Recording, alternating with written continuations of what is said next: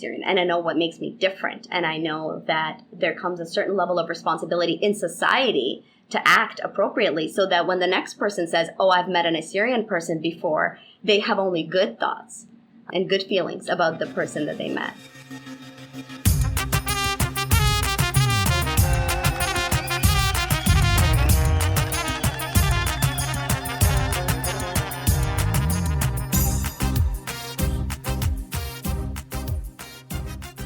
Welcome to this week's episode of the Assyrian Podcast. As you can imagine, I am not Steve. My name is Odessa, and I am thrilled to be a co-host, mainly covering the greater Toronto area. I think that this is an amazing project, and as soon as I found out about it, I totally wanted to get behind it. We have such amazing stories all throughout the diaspora, and so creating an additional media outlet for us to be able to learn about one another and connect is an all-around win in my book. Now, this week I had the pleasure of interviewing the amazing Lidia Bit-Yunan. Lidia is the co-founder and COO of Set Scouter. Set Scouter is a film location scouting marketplace that connects film producers looking for the perfect set with residential homeowners looking to rent out their space for production. And you'll get to hear about Lidia's journey with helping start Set Scouter, as well as her experience being born and growing up in Kazakhstan, learning a little bit about the Assyrian community there, and how she rekindled her love for being Assyrian. Now, before we get to the interview, if you know someone who needs to be on this podcast, let us know. Or if you'd like to serve as a co-host, much like myself, for your particular region, shoot us an email at assyrianpodcast@gmail.com. Also, don't forget to share this episode. Facebook, Instagram, Twitter, wherever it is. We love the shares. Share loud, share proud. Rate us and review us on the iTunes store or wherever it is that you're listening to this podcast. And I hope that you enjoy this interview just as much as I enjoy conducting my first interview.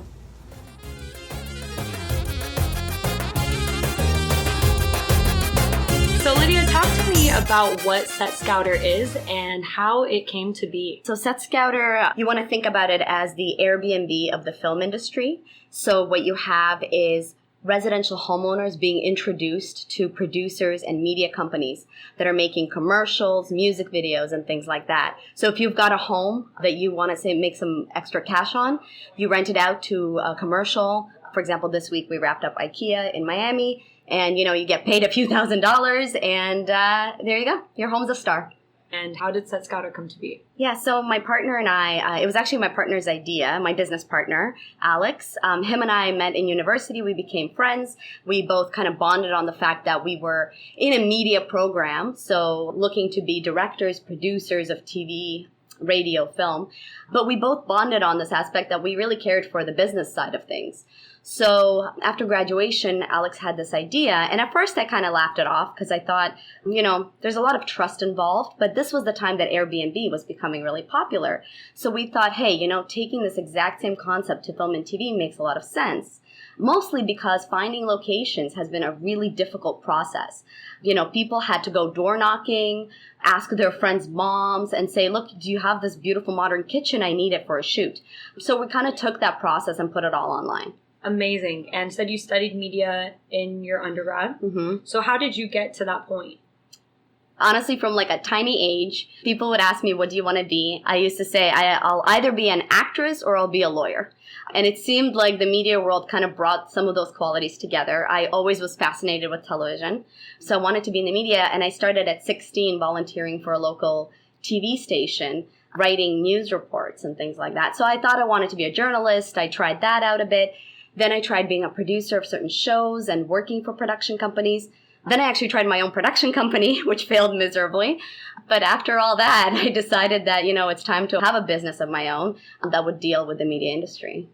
And when you and your partner were looking into starting Set Scouter, you did it based off of the frustrations you were having, or was it an accumulation of what you were experiencing as well as those around you? Yeah, I think any good business obviously comes from your own frustrations. You see a need, and it's not just a perceived made-up need. It's something that you deal with daily. So absolutely, I felt the exact same issues come up. Of course, I worked in a little bit of a different structure that was television and a lot of reality television, but finding locations was extremely difficult. And so, yeah, it was a need that we knew we could solve immediately, and we knew that they would immediately be clients because they were our friends. Of course, that had to expand, but seeing that immediate pain point was really key to kind of inspiring us. And I think that if you personally don't care for the business, let me tell you, it's going to be a long and hard road because you experience so much frustration with just the long hours and the commitment and everything that if you don't think it's worth fighting for and worth solving the problem, you're going to lose faith really quick. I can only imagine. When did Set Scouters start? So my partner started it first. He, 4 or 5 years ago, he started. He built a prototype. And then actually what was happening was he was looking for some help from his friends. And I worked for a production company at the time. And he brought me into a meeting with like 20 other people. They were all our friends and colleagues. And he started asking questions about how he could improve certain things, or, at the time we were trying to solve the problem of how to get locations. And I am a very energetic person, so I immediately started to kind of give my 2 cents and saying, of course, I'll be introducing you to people I know as well. And so what ended up happening was I just started attending meetings with him. And at some point he said, I really think that you should become my co-founder. And it was a really scary proposition for me because actually I did have a business before that, and it was a difficult experience. So he eventually coaxed me into it, and we got a grant, and I was able to quit my job. And that's kind of how that started.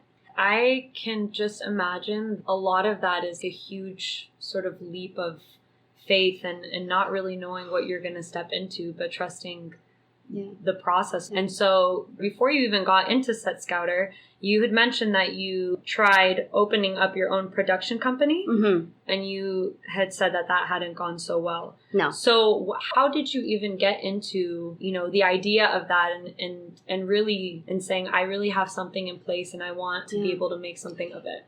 I think sometimes we're actually lucky in ways we don't notice. So I think I was really lucky that I tried having my own company. I lived on so little money during that time. And it gave me, in the end, little satisfaction because it failed.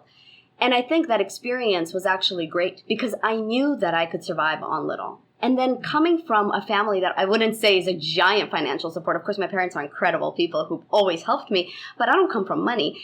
I think that helped. And I think that not having a cushy job after university also helped. It's all these things that are technically bad, but because I felt like I had little to lose, because I didn't have much. So I think sometimes people get out of, their post-secondary or even their high school, and they land an awesome job that pays them a lot of money, serving being an amazing example. You get cash in hand all the time.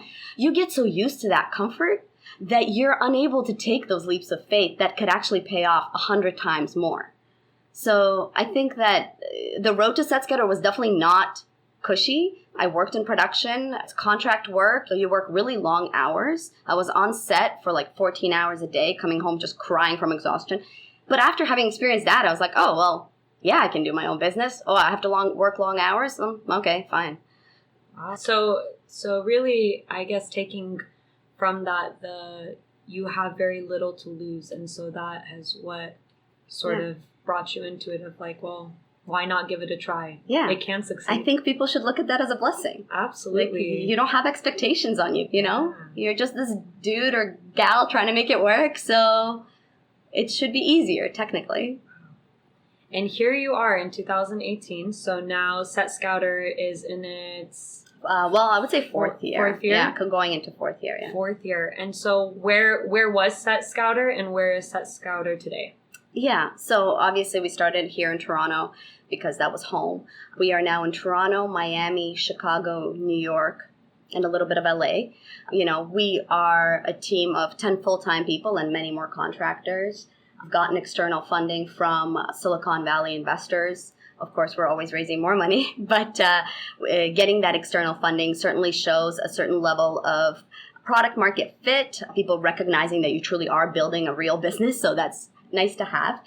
For me personally, I grew up with this business technically. I kind of half joke that it took my youth, but 29 now. And when I started thinking about SetScouter, and at the time that it was introduced into my life, I was just finishing up being 24. So I feel like an entirely other person, to be completely honest. Like, this business made me grow up pretty fast. You're growing with it. Yeah. And in that process, what are really the challenges that come with being a COO? Tons.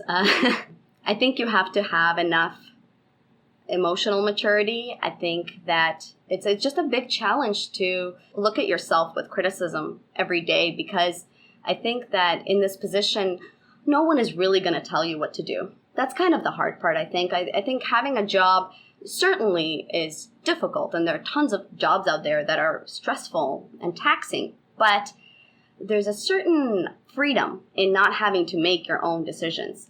Certain freedom on relying on the higher authorities to tell you what to do next. But with this, you really have to understand where the business is going. You really have to understand the role you're playing in it. You have to know your own character and to be able to work with other people at a level that is just, it's impossible to replicate when you're an employee, to be honest. I can imagine there's a certain level of, you're essentially your own boss in a way as well, right? So there's got to be a little bit of freedom with that, but at the same time, it's a lot. Yeah, I was gonna say I can imagine it's a lot, and sometimes have you ever found yourself where you're like, I just would like somebody else to make the answer for once, or. Yeah. I'm very lucky because, of course, I have a business partner, and a very strong one at that. And I think that we do an amazing job of sometimes when things get difficult, passing off some of our responsibilities to the other person. Mind you, there's certain things he does that I can't, and there's certain things I do that he can't. But in general, when things get too much, we can always rely on this other person, which is partly why I'm a big proponent of working together and having a co-founder. I think that the people who don't have one, they do well, but it's just harder. It's just more emotionally taxing. So there have been times when I wanted to give away my responsibilities, and I did. And what I found is, for me personally, there's nothing that a vacation can't fix. Going away for a week, I come back, I'm like, I missed all of this. Lay it on me. Let's do it again. So now that we're in 2018, you have 4 years more or less under your belt with this company. What is the future of SetScouter? What would you like to see down the road in 5 years, in 10 years? Yeah. You've expanded so much already in such a short amount of time. So our plans are giant, and I'm so excited about them. We are... people need to sort of understand that production is not its own little industry. The media industry is taking over every other industry. I read somewhere that every company is a media company now. You've got Starbucks making videos about people's lifestyles constantly related to the brand. So you've got YouTube, of course, and all that. So this future of SetScouter is closely tied to the future of technology and media. And we are excited to not just help with locations, because that's just the tip of the iceberg. What we want to help with is insurance, crewing, essentially taking your entire media process from beginning to end. Example being even this podcast, right? If you needed a specific studio to do it in, if you needed some help maybe with the editing, and you are a person who may not be, professionally trained, you can get that kind of support and help on our website. So that's what I'm envisioning for the future. Obviously expansion into other cities. We had requests just this week for Spain and UK, where we are not open.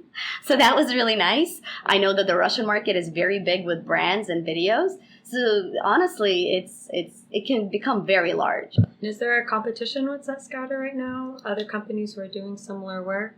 Absolutely. Yeah. When we started, there were very few of them. And this concept was still fairly novel. Now it's being blown apart. And there is an Airbnb and an Uber for everything now, right? So definitely there has been competition. There are people coming into the space, and they're seeing one side of the equation, which is sharing space. the fact that space sits empty and we need to do something about it. So there are tons of startups that will show you spaces for weddings, events, all kinds of things, which is great and actually expands the market. It's nice for them. But for us, our passion is really in not so much utilizing space, but making producers' lives easier. So for us, this business goes a little bit deeper into media production.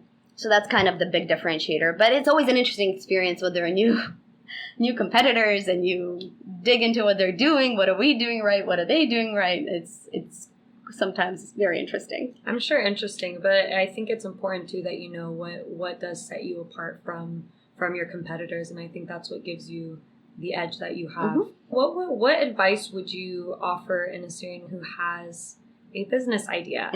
Right, has an idea but doesn't know how to take it to the next level? Yeah. It's funny because I hear Assyrian and in my head I go, well, what advice would I give anybody? But I do think that there are certain things about Assyrians that I think need to be touched on. You know, you would say to anyone, follow your dreams, but with Assyrians, it's a little bit harder to say. I really believe struggle is in your DNA. And I think everything that we've gone through doesn't help our psyche. You know, we are afraid so much of the time because our ancestors have had to really focus on survival more than anything. So I think of my own grandparents and I think of even my mom and my dad, and so much of what they were doing was just fighting through the fear. And I think in this Western society and in the day and age that we're in now, sometimes it manifests into truly afraid people. Like a lot of Assyrians I'm meeting have dreams, are so capable, so insanely capable. They're talented people, but they're always being held back inside mentally. And it might look like I have to help my parents or I just don't want to disappoint my parents. I mean, but it happens all the time with Assyrians. And I'm honestly so grateful for my parents for putting this mentality in my head that nothing you can do can disappoint us. You know, there is no guilt. Do whatever you like. And when I said I want to be an actor, I mean, some of my Assyrian aunts were not extremely supportive, but my mom was like, okay, if that's what you want, you're going to try it. And of course, it's not for me, thankfully. But that's what I really mean. Like, what I would say to any Assyrian woman or any Assyrian guy about starting their own business is let go of the shackles a little bit. Because I think that there are beautiful positives in being part of our community and to feel the community within you in your own heart. But I think that there's certain negatives that come with that when you start to look at yourself as an individual and try to carve out your own dreams. You know, move. Go to another country, take a risk, be by yourself. It's okay. They'll wait for you. And kind of like, don't be afraid to carve out your own path and maybe fail. Another advice that I always give to people who want to start their own business is learn and think hard, because I think people like to jump in and to say, look, I took the leap.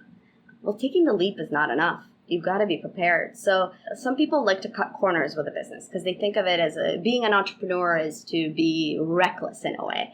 But I am actually quite a bit against that. When we started our business, when I started a startup, there was a whole culture to startups, and I didn't even know what a startup was. So what my partner and I did is we read books, and every day we would tell each other about our prospective chapters.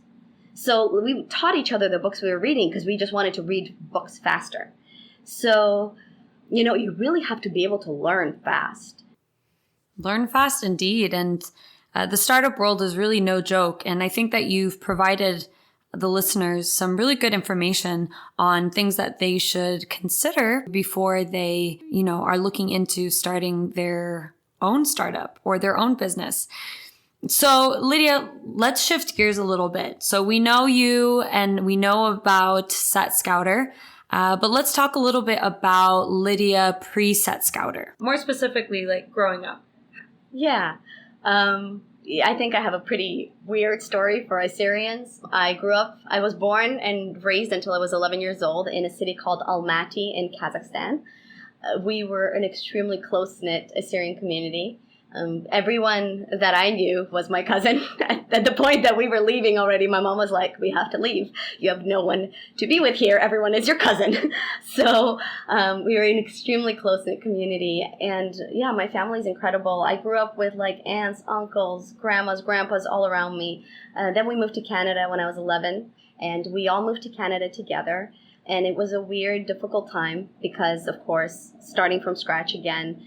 You know, my mom was a university professor in Kazakhstan, an interpreter at a government level, and had to come here and start from scratch. And she just said, I'm a teacher. I'm never not going to be a teacher. So she became a teacher here. And my dad, of course, struggled to keep the family afloat. So it was an amazing educational experience. I am grateful because they always shielded me from any sort of struggle, actually. I still saw it, but it was never on my shoulders. My mom has this incredible way of making you feel absolutely safe, which I think is necessary for a kid's psyche to feel like he or she can take chances later on in life.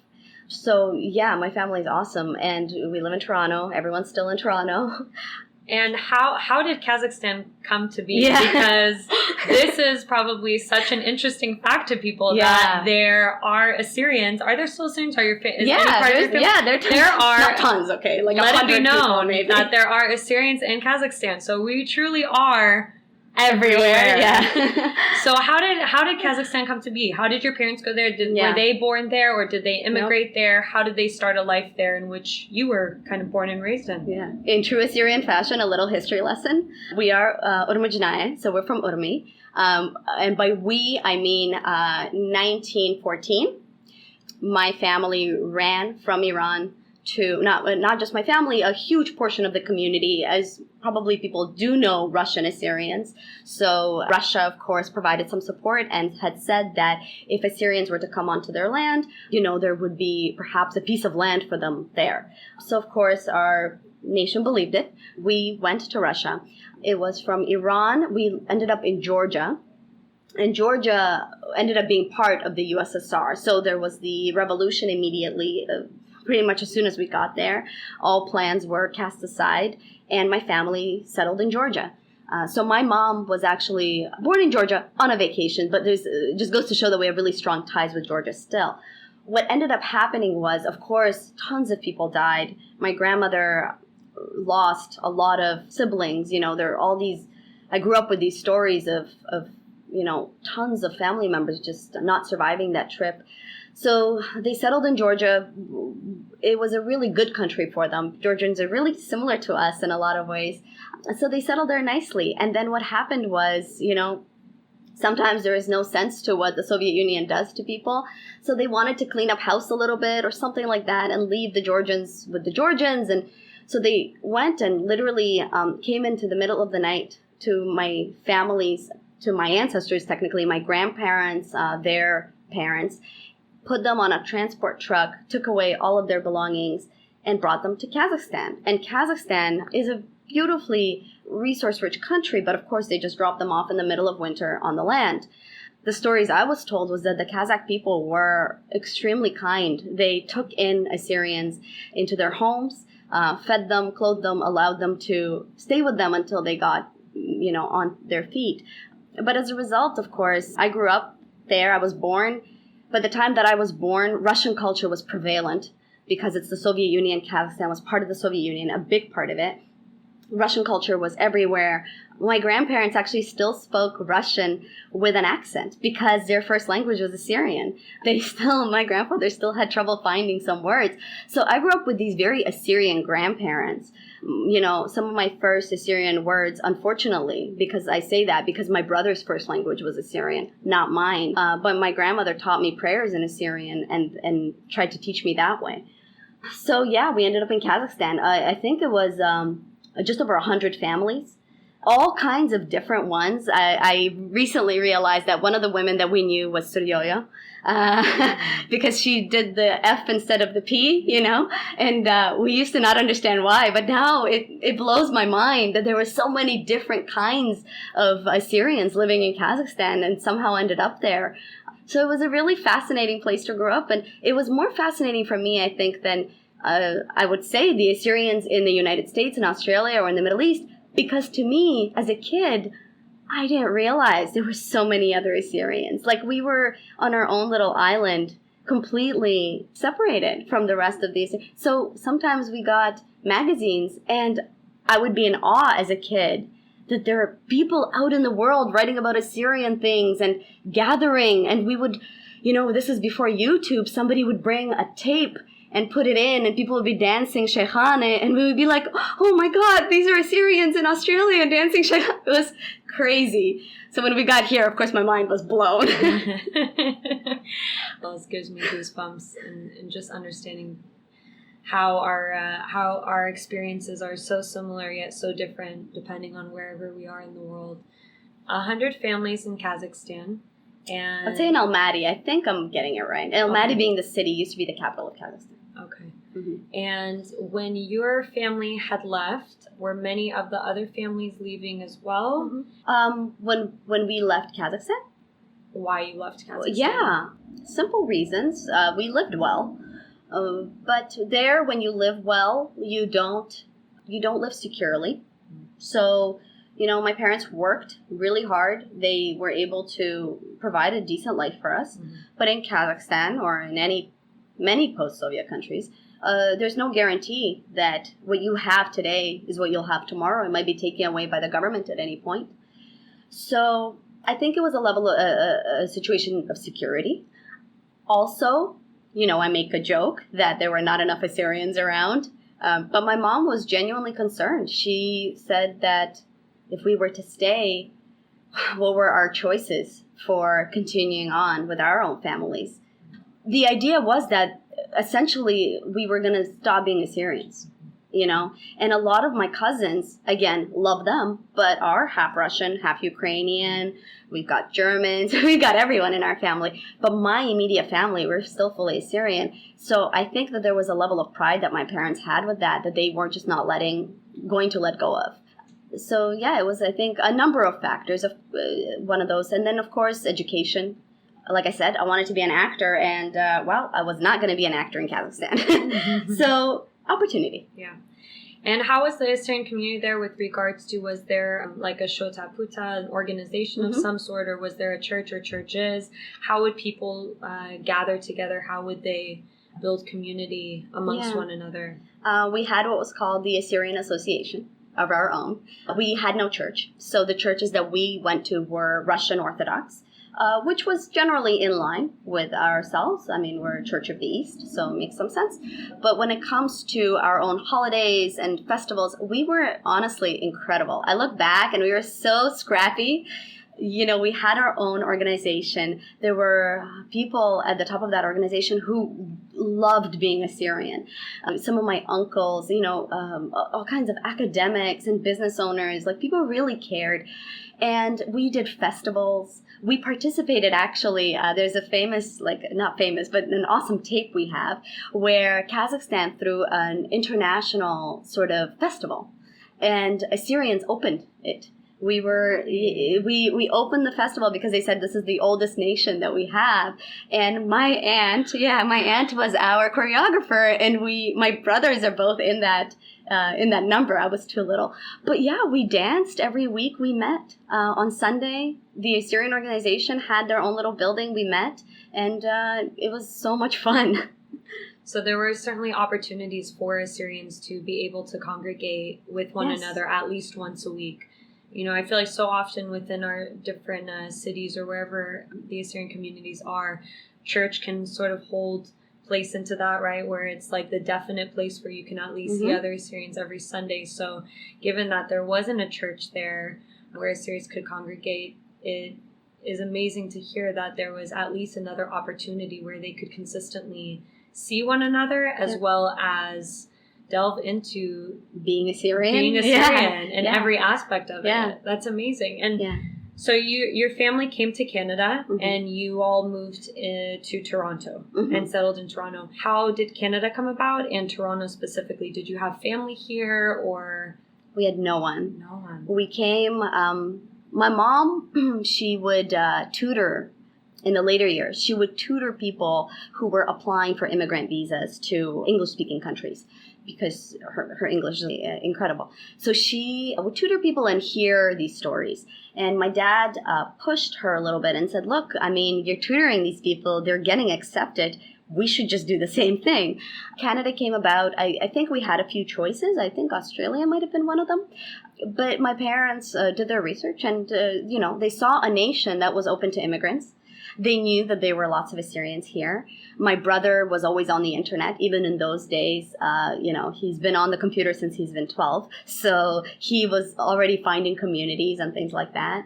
So we did a really straightforward, long, difficult, but straightforward immigration process where you go through interviews. My parents had to pass all the tests, and they took us in as landed immigrants. And, Canada was really good to us. I mean, Toronto, we came here because we knew that there was more opportunity. We were ready to work for it. And we knew that this is a place where if you work hard, you can achieve something. And thankfully, that's true. Yeah. And your family, you have how many siblings? 2 older brothers. 2 older brothers. Okay. So yeah. three siblings altogether. Yes. Have they had an influence on you at all with regards to Assyrian culture? Absolutely. If it wasn't for my brothers, I might have actually lost touch with Assyrian culture because my parents were just a little bit too busy and they just wanted me to be happy with my life. Whereas I think your siblings are not as easygoing. What happened was, not that anyone pushed me into it at all, I actually I recently reinvigorated my interest and my passion and love for being Assyrian, because I think there was a period of time where I was really focused on achieving and integrating into society well. But my brothers, the moment they went to university here, they joined AXU. So they became part of the student organization. And for the listeners who don't know what AXU is, it is essentially Assyrian Syriac Chaldean Student Association Canada. Yeah. Student Union of Canada. Student Union of Canada. I was actually never part of it, so you can't blame me for not knowing. My brothers were. Sure.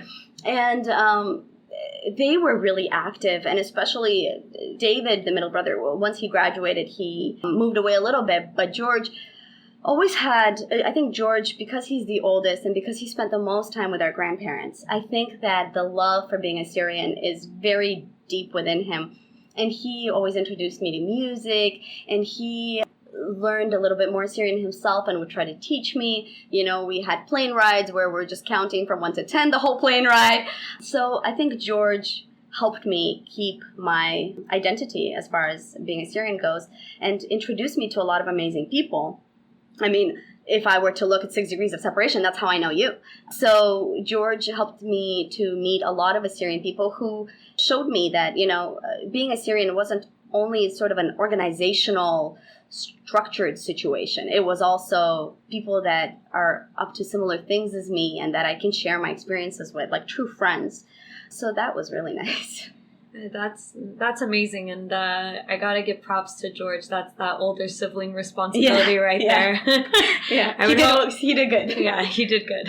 So your family had moved here and was exposed to the Assyrian community here, and you were also able to integrate within the community here. Mm-hmm. And so I think for George, for your family really as a whole, he was able to continue that love and passion mm-hmm. that he had. And how important would you say it is for Assyrians to be able to live in an area or region that has a community? Hugely. I think having seen what happens when you don't. I mean, in Kazakhstan, we were close-knit, but there were so few of us. When we met at our association, I mean, I'm ashamed and sad, but it's not like we spoke Assyrian the whole time. We spoke Russian mostly.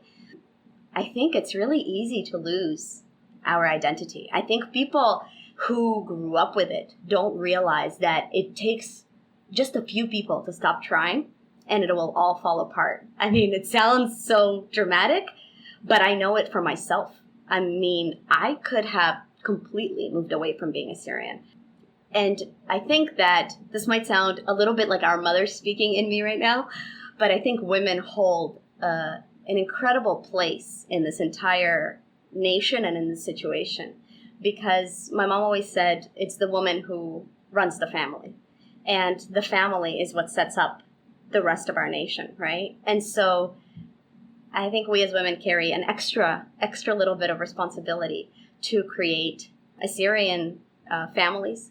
Maybe not from a sense that you must marry an Assyrian person, because genuinely everyone should find their own happiness in life, but to continue on the identity. That's all. Just to teach your children that they are Assyrian. I think I give props to my mom. I may not speak Assyrian as freely as the next person, but I surely know what it means to be Assyrian, and I know what makes me different. And I know that there comes a certain level of responsibility in society to act appropriately, so that when the next person says, oh, I've met an Assyrian person before, they have only good thoughts and good feelings about the person that they met. So yeah, I think there's a huge amount of responsibility on each and every one of us. And I think that when we start letting go of it little by little, we might just slip. What does being Assyrian mean to you? Well, on like an immature level, being special. But you know what? It means responsibility, quite honestly. I think that we come from incredible ancestry. And for us to not act like one of the wisest, oldest nations in the world is a catastrophe.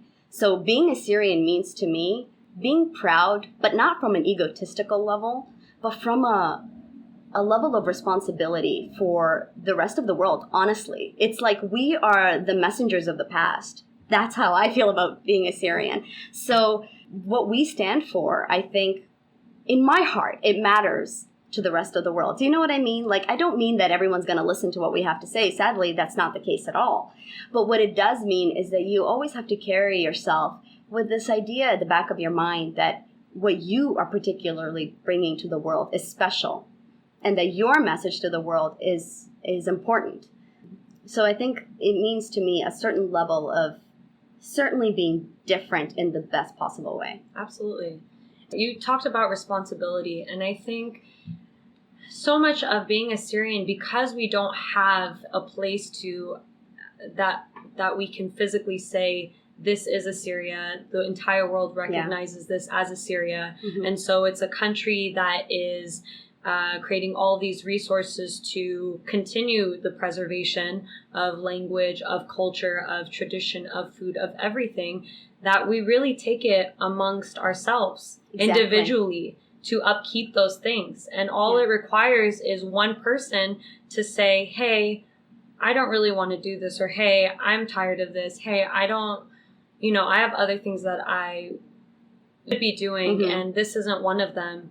That then leads whatever else is to come after that, and have that be affected as a result of that decision. So yeah, it's like butterfly effect, and it's so prevalent in our small community. Yeah, it really, and the idea of it could be stressful, but at the end of the day, it's also so much of our history. I mean, we can look back on our ancestors and say, like, it is amazing that you and I can sit here, mm-hmm. and we can still say that we are Assyrian, mm-hmm. that we know Assyrians all over the world, that we have a community here, and that we are still practicing everything and upkeeping our heritage. Yeah. Like, I think that's actually, to answer your question, what Assyrian means to me, that's probably another huge part of it, which is feeling like you've got support worldwide. Like, I think that coming into Canada and saying, coming into the church and saying, hi, we're Assyrian, is truly all you need to say to be taken in. And that is super special. I think that's part of what Assyrian is to me, which is you belong to so many people in so many other parts of the world. It's incredible. Like, we are so connected. And I think just sometimes being in the presence of another Assyrian is obvious. Like, there's a certain amount of just what they value is actually so obvious to you that you feel like you're standing next to a brother or sister. That's the feeling I get when I really connect with an Assyrian who may not be related to me. I'm like, you could be my cousin. You're right. And at the core of who we are, we share similar values no matter where we are in this world. And, I don't know about you, but I've certainly experienced that when I've gone to another person's house that may be in another country. Yeah. And I'm like, wow, I really feel the hospitality that I would feel if I were in my own home, if I were at my aunt's home or any other family member's home. Like, this is amazing that there's something that's so special about that, that you can touch upon no matter where you are in the world. Yeah. It's this connection, unspoken connection, yeah.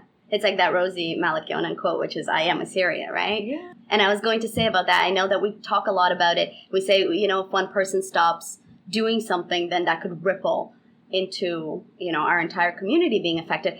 And I don't want to just harp on people for not being activists, because I am not.